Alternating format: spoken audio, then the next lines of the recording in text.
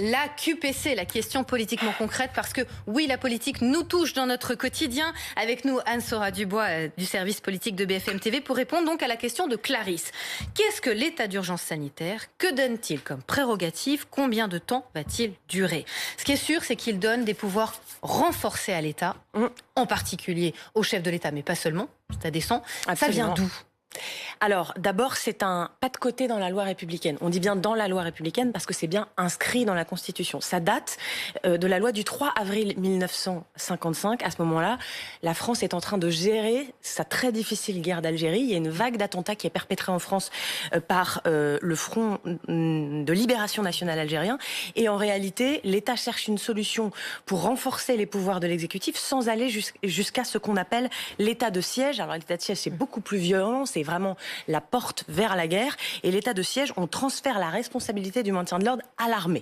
À ce moment-là, on ne veut clairement pas aller jusque-là, donc on cherche une autre solution.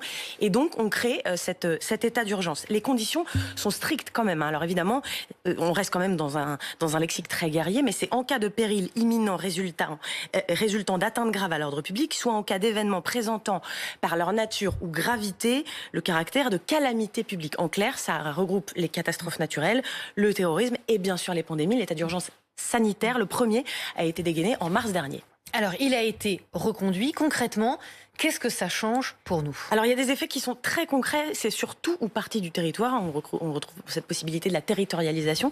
Mais sur tout ou partie du territoire, on va donc renforcer effectivement les pouvoirs par décret du président de la République, de tout l'État et donc les pouvoirs des préfets.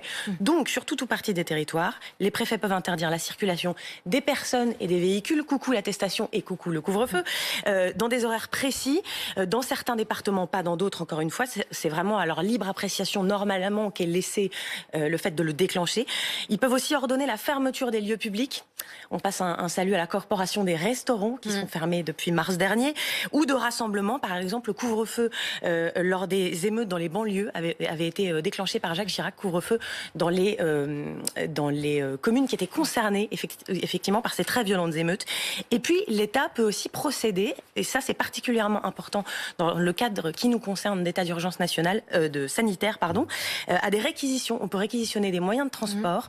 On peut aussi réquisitionner des moyens de l'État pour faire par exemple les transferts de patients ou réquisitionner, si jamais à un moment c'est nécessaire, des médicaments.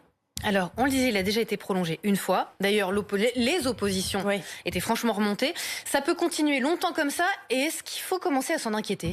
Alors, il y a déjà des organismes qui s'en inquiètent, notamment les oppositions. Elles parlent d'une banalisation de l'état d'urgence et même d'un état d'urgence permanent. Il faut pas oublier qui est censé quand même... être exceptionnel. Hein. Absolument, qui est censé être exceptionnel. Il ne faut pas oublier quand même que nous sommes rentrés dans un état d'urgence sanitaire en sortant à peine d'un autre état d'urgence qui était celui de l'état d'urgence terroriste qui datait effectivement des attentats de 2015. Donc en réalité, ça fait très longtemps que la France est plus ou moins en état d'urgence permanent.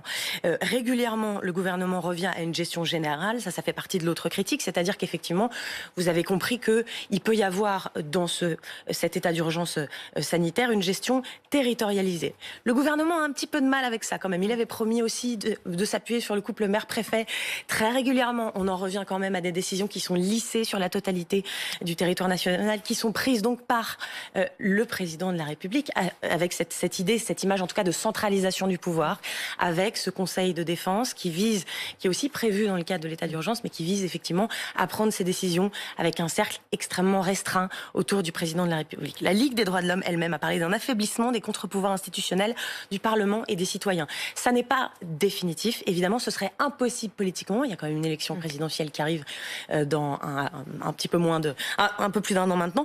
Il est quand même encadré par la Constitution. À chaque fois qu'on le prolonge, il faut qu'il soit voté par le Parlement.